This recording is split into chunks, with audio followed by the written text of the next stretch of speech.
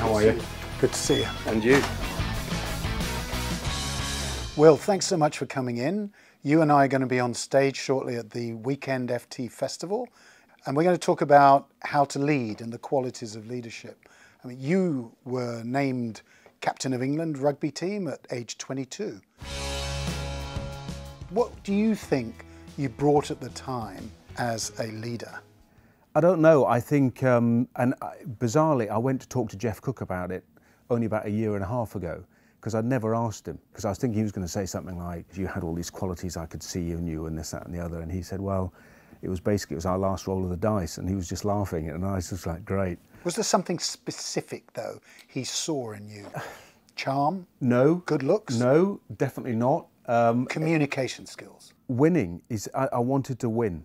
You know, he said it was just, there were all these guys sitting in the room who were more experienced than me. Older wasn't the issue. They were older than me, but they were more experienced than me. And I just thought, if there's one thing I can do, it's to get them to start telling me, individually and as a group, what do we need to change to start becoming successful? Because we weren't successful. We weren't winning. What I've learned in the sort of years that I've been the editor is that, you know, communication is very important, but also you kind of need some pillars.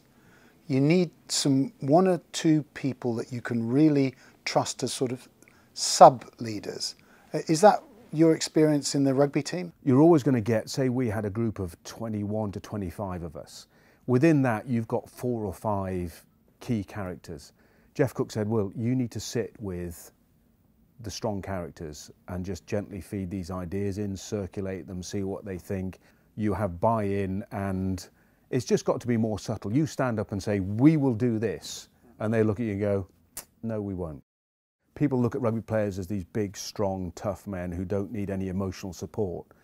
They needed huge emotional support.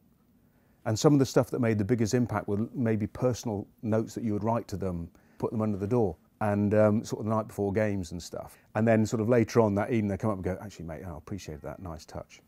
But never in front of especially not the forwards. Just going back to the rugby field, the game, I mean, some of the things that I've watched on TV, I mean, just physically brutal.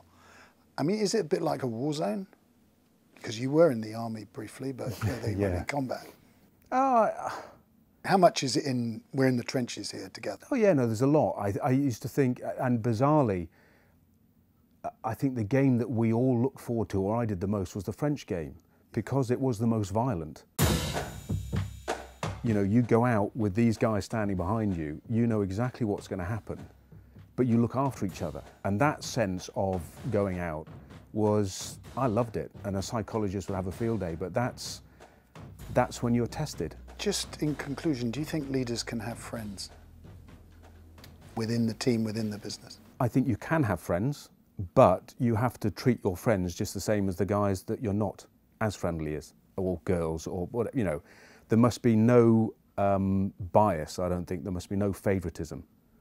I think one of the best lessons I ever learned when I was meant to be in the military, I sort of went with my regiment over the summer and we were on this big exercise. And it was great because I used to spend all this time with these officers asking them, what's a good leader? Why are you a good leader? And they would tell me. And then I had 3 weeks of the guys saying, so who are the good leaders and why are they good leaders? And one guy I remember just saying to me, he was Welsh, he said, well, I tell you what, it's very simple. He said, actually it's just about fairness and honesty.